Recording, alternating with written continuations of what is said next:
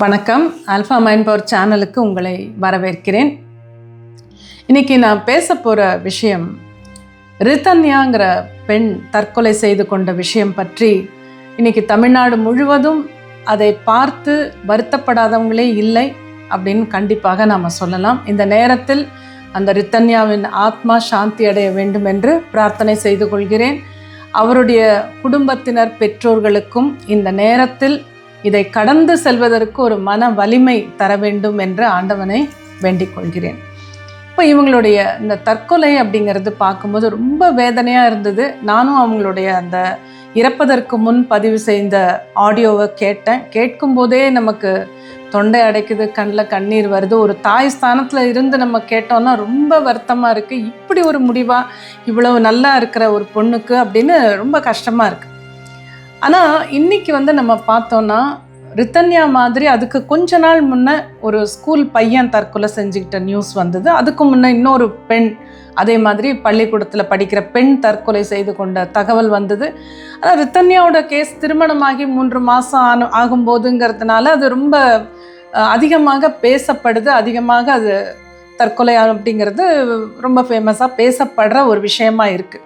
இப்போ இந்த சமயத்தில் என்னென்னா, அந்த ஆடியோ கேட்கும்போது நமக்கு ரொம்ப பதட்டமாக இருக்குது. அது அந்த ரித்தன்யாவை பற்றின பல வீடியோஸ் வந்திருக்கு. நீங்கள் எல்லோரும் பார்த்துருப்பீங்க நிச்சயமாக. நானும் பார்த்தேன், நீங்களும் பார்த்துருப்பீங்க.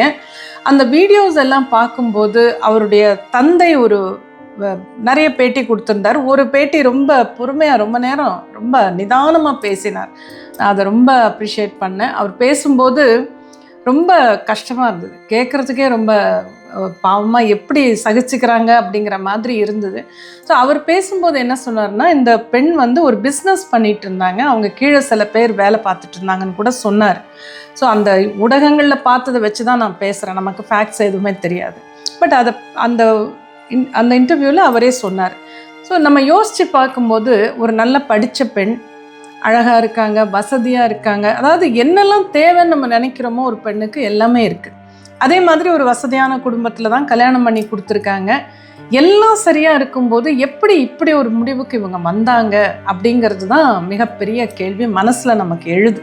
ஏன் இப்படி ஒரு முடிவுங்கிறது தான் எல்லார் மனசுலையும் வர்ற கேள்வி. எதுக்குமா இந்த முடிவுக்கு போனேன்னு அந்த வீடியோஸ் கீழே நிறைய பேர் எழுதியிருக்காங்க, கண்ணீரோடு எழுதியிருக்காங்க. அதை நம்ம பார்க்கும்போது கொஞ்சம் யோசித்து பார்த்தோன்னா, இவங்களுக்கு படிப்பு இருக்குது, பணம் இருக்குது, பெற்றோர்களுடைய சப்போர்ட்டும் இருக்குது. அதையும் நம்ம பார்க்கணும். ஏன்னா எப்போவுமே பெற்றோர்கள் ஒரு பெண்ணுக்கு கல்யாணம் பண்ணி கொடுக்கும்போது இன்றைக்கும் நம்ம சமூகத்தில் இருக்கிற ஒரு நிலை தான் இது.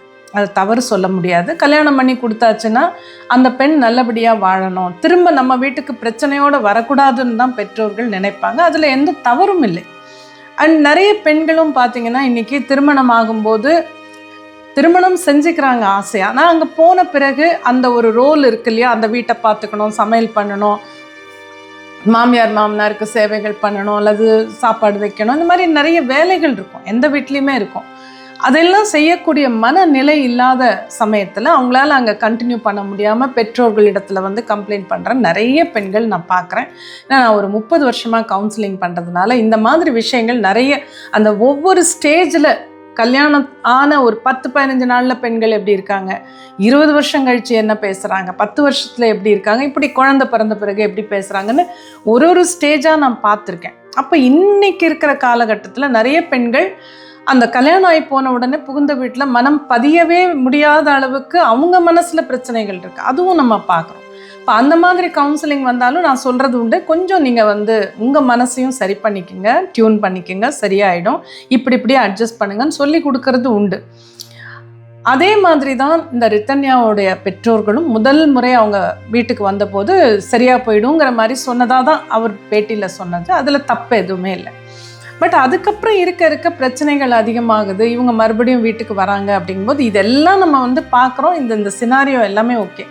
பட் இவங்க என்ன பண்ணியிருக்கணுங்கிறது தான் என்னுடைய ஆதங்கம். அதை தான் நான் இந்த பதிவில் சொல்ல விரும்புகிறேன். ஏன்னா ரித்தன்யா மாதிரி இன்றைக்கி நம்ம சமூகத்தில் நிறைய பெண்கள் இருக்காங்க. அதாவது உடல் ரீதியாகவும் சரி, மன ரீதியாகவும் சரி, அவ்வளவு வலிகளை சகிச்சுக்கிட்டு அந்த சகிப்புத்தன்மையின் எல்லையில் இருக்காங்க. ஆனால் வெளியில் காட்டிக்க முடியல, யார்கிட்டையும் சொல்ல முடியல, சொன்னால் யாரும் ஏற்றுக்க மாட்டாங்க. இப்போ கல்யாணம் ஆகி 10 வருஷம் ஆயிருக்கும், நிறைய பேர் டைவர்ஸ் பண்ணுறாங்க, நம்ம இல்லைன்னு சொல்லல. இருந்தாலும் நிறைய பெண்களுக்கு இன்னும் கூட நம்ம இதை கொண்டு போய் நம்ம அப்பா அம்மாட்ட எப்படி சொல்கிறது, அவங்க மனசு உடஞ்சி போயிடுவாங்களே, நம்ம நல்லா இருக்கோம்னு நினச்சிட்டு இருக்காங்களேன்னு இந்த மாதிரி ஒரு மனசுக்குள்ள ஒரு குழப்பத்தில் ஆழ்ந்து போய் அவங்க அந்த சகிச்சுக்கிட்டே அப்படியே வருடங்கள் கடந்து போயிடுது. இப்படி நிறைய பேரை நான் பார்த்துட்டு தான் இருக்கிறேன். அது மட்டும் இல்லை, இந்த மாதிரி புதுசாக கல்யாணம் ஆன பெண்கள் ரித்தன்யா மாதிரி ஒரு முடிவுக்கு வரக்கூடாதுங்கிறதுக்காக தான் இந்த வீடியோ. அப்போ அவங்க என்ன பண்ணி இருக்கணுங்கிறது தான் நம்ம பார்க்கணும். இப்போ நம்ம நிறைய பேருக்கு அந்த வீடியோஸ் பார்க்கும்போது, அவங்களுடைய அந்த ஆடியோ கேட்கும்போது என்ன ஆகும்னா, அப்படியே கோபம் அவர் கணவர் மேலே வரும். ஏன்னா இவ்வளோ நல்ல ஒரு பெண்ணை கல்யாணம் பண்ணால் அந்த பொண்ணை சந்தோஷமாக வச்சுக்க இவருக்கு தெரியவாதா, பண்ண வேண்டாமான்னு நமக்கு ஒரு கோபம் வரும். நிறைய பேருக்கு அந்த பெண்ணுடைய மாமியார் மாமனார் மேலே கோபம் வரும். இது எல்லாமே ரொம்ப நியாயமான விஷயம்தான். ஆனால் எனக்கு கோபம் யார் மேலேன்னு கேட்டிங்கன்னா, அவங்கெல்லாம் அவங்களுடைய குணாதிசயங்கள். அது என்னுடைய கோபம் முழுக்க முழுக்க ரித்தன்யா மீது தான், ரித்தன்யா மாதிரி பெண்கள் மீது தான். ஏன் அப்படின்னா, அந்த மாதிரி வாழ்க்கை ஒரு நல்ல வாழ்க்கையை எதிர்பார்த்து போகிறீங்க, தப்பே இல்லை. 100% ஒரு நல்ல எதிர்பார்ப்போட நல்ல பாசிட்டிவ் மைண்டோடு தான் நம்ம கல்யாணங்கிறதே நடத்தி வைக்கிறாங்க பெற்றோர்கள். அதுதான் அப்படி தான் நீங்களும் எதிர்பார்த்து போகணும், தப்பில்லை. ஆனால் அங்கே சரியில்லைன்னு வரும்போது அட்ஜஸ்ட் பண்ணிக்குங்க. முடிஞ்ச வரைக்கும் கொஞ்சம் உங்களை கூட மாற்றிக்கிங்க. சில பெண்கள் என்கிட்ட சொல்லியிருக்காங்க, எங்கள் வீட்டில் நாங்கள் 7 மணிக்கெல்லாம் நைட்டு சாப்பிடுவோம், கல்யாணம் ஆகி போன வீட்டில் 10 மணிக்கு தான் சாப்பிட்றாங்க, எனக்கு சரியாக வரலன்னு.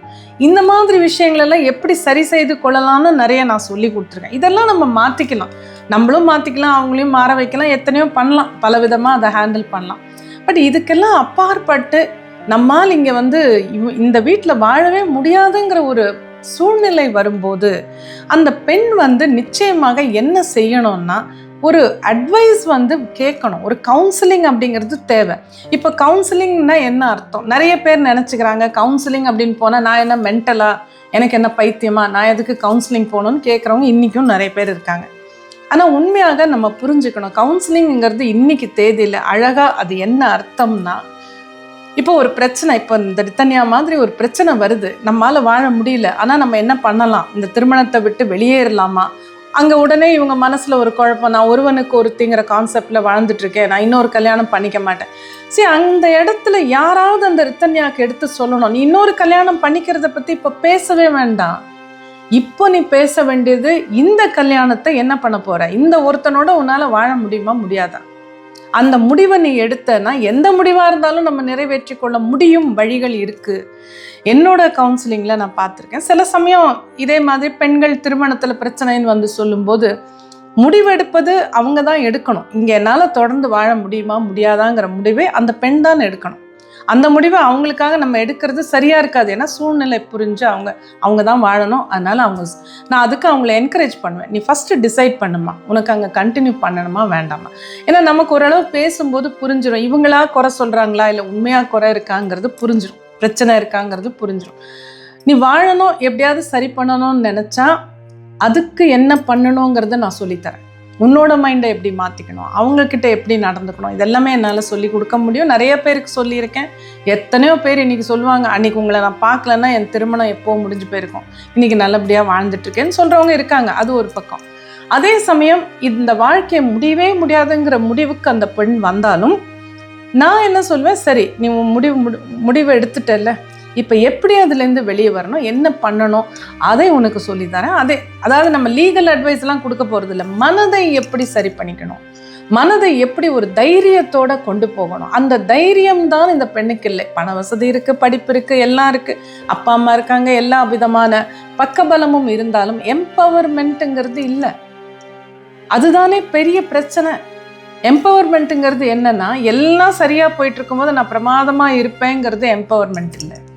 எல்லாமே பிரச்சனை ஆனாலும் கூட இதிலிருந்து நான் வெளிவருவேன் அப்படின்னு நினைக்க வைக்கிறது தான் எம்பவர்மெண்ட். அந்த எம்பவர்மெண்ட்டை கொடுக்கறது தான் என்னை போல நான் ஸ்பிரிச்சுவல் கவுன்சிலிங் அப்படிங்கிற ஒரு ஆன்மீக சிந்தனையோட கவுன்சிலிங் அப்படிங்கிறது பண்ணுறேன். இதே மாதிரி நிறைய கவுன்சிலர்ஸ் இருக்காங்க, நிறைய சைக்காலஜிஸ்ட் இருக்காங்க, எவ்வளோ பேர் கவுன்சிலிங் அழகாக பண்ணிக்கிட்டு இருக்காங்க.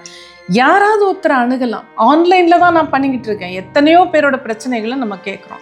அப்போ அந்த மாதிரி அணுகும்போது ஏன் நான் கவுன்சிலிங்னு சொல்கிறேன்னா, இப்போ அப்பா அம்மாட்ட போய் இந்த பொண்ணால் வந்து ஒரு செக்ஷுவல் டார்ச்சர் இருக்குன்னா அப்பா கிட்டயோ அம்மா கிட்டயோ சொல்கிறதுக்கு கஷ்டமாக இருக்கும். நம்ம சமூகத்தில் அதையெல்லாம் ஓப்பனாக பேசுகிற பழக்கம் நமக்கு இல்லை.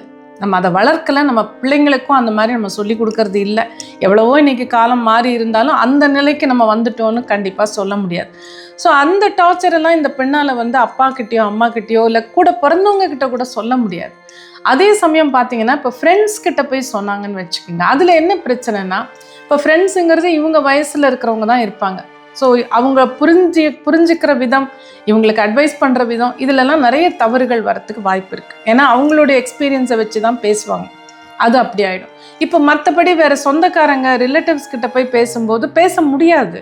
ஏன்னா அங்கே போய் சொன்னால் அவமானமாக இருக்கும். இவங்க அப்பா அம்மாவுக்கு அவமானமாய், அதுதானே இந்த பொண்ணு அந்த ஆடியோவில் சொல்லுது. உங்களுக்கு காலம் பூரா ஒரு கஷ்டத்தை ஏற்படுத்த நான் விரும்பலை, உங்களுடைய கனவுகள்லாம் போயிடுச்சு. இதே தான் இந்த பெண்ணு சொல்லிக்கிட்டு இருக்கே தவிர, எப்படி நம்ம இதை சரி பண்ணிக்கலாம்? நம்ம யாருக்காக நம்ம உயிரை விடுறோம்? அந்த பொண்ணு ஒரு நிமிஷம் யோசிச்சிருக்கணும். உயிரை விடுறோமே, யாருக்காக விடுறோம்? இந்த மாதிரி ஒரு புருஷனுக்காக நம்ம உயிரை விடணுமா, இல்லை இந்த மாதிரி பெற்றோர்களுக்காக நம்ம வாழணுமா? அது யோசிக்க வேண்டாமா? அப்போ அந்த பெண்ணுக்கு நம்ம பேசி அந்த மனோ தைரியத்தை ஒரு கவுன்சிலரால் கொடுக்க முடியும். அப்படி நம்ம கொடுக்கும்போது இது பிரச்சனையே இல்லை, நமக்கு இந்த வாழ்க்கை சரி வரல முடியலன்னா இதுலேருந்து வெளியே வந்து நம்ம என்ன பண்ண முடியும்னு பார்க்கலாமே. இன்னொரு கல்யாணம் தான் பண்ணிக்கணும்னு அவசியம் இல்லை, அது அப்புறம். அதை போய் இப்போ நினச்சிக்கிட்டு இந்த பொண்ணு தற்கொலை பண்ணிடுச்சான்னு நமக்கு ரொம்ப ஆதங்கமாக இருக்குது. அதனால் எவ்வளோ தூரம் அது அந்த பொண்ணை நம்ம வந்து குறை சொல்ல முடியாது, ப்ளேம் பண்ண முடியாது. ஏன்னா அந்த பிரச்சனை தாங்க முடியாமல் தான் அது எமோஷ்னலாக அப்செட் ஆயிருக்கு. ஆனால் அன்ஃபார்ச்சுனேட்டாக என்னென்னா, அந்த நேரத்தில் சரியான ஒரு நபரோட பேசியிருந்தப்போ, நம்மள மாதிரி கவுன்சிலிங் பண்ணுறவங்கள நான் ஏன் சொல்கிறேன்னா, நம்ம மூன்றாம் மனிதர். நம்ம வந்து அவங்க அப்பா அம்மா சைடும் இல்லை, அவங்க கணவன் சைடும் இல்லாமல் எங்கேயும் நமக்கு வந்து இமோஷ்னலாக அங்கே ஒன்றும் ஆக போகிறது. நம்ம கோபமும் வரப்போகிறதில்ல, வருத்தமும் வரப்போகிறதில்ல. இந்த பெண் நல்லா இருக்கணும், அவ்வளோதான். நம்மளை தேடி வந்து பேசுகிறாங்களா, இவங்களுக்கு ஒரு நல்ல சொல்யூஷனை நம்ம கொடுக்கணும்.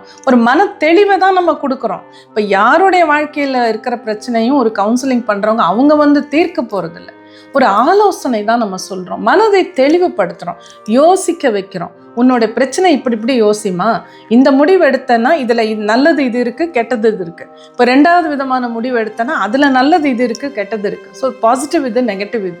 அப்படி நம்ம யோசிக்க வைக்கும்போது அவங்களுக்கு மன தெளிவு கிடச்சி ஒரு சரியான முடிவை எடுக்கக்கூடிய வாய்ப்பு உண்டு.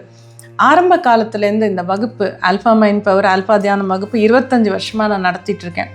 ஆரம்ப காலத்துலேருந்தே நான் பார்த்துட்டு வர ஒரு விஷயம், எத்தனையோ பேர் அப்பப்போ என்கிட்ட சொல்லுவாங்க அவங்களுடைய அனுபவம். நம்ம வகுப்பு அட்டன் பண்ணி என்ன சொல்லுவாங்கன்னா, அதை கேட்கவே எனக்கு ரொம்ப நெகிழ்வாக இருக்கும். என்ன சொல்லுவாங்கன்னா, நான் வந்து வாழ்க்கையின் ஒரு கடைக்கோடிக்கே போயிட்டேன், அவ்வளோ பிரச்சனைகள், அவ்வளோ மன உளைச்சல் தாங்க முடியாமல் தற்கொலை எண்ணத்துக்கே போன சமயத்தில் தான் உங்கள் வகுப்பை பற்றி கேள்விப்பட்டேன்.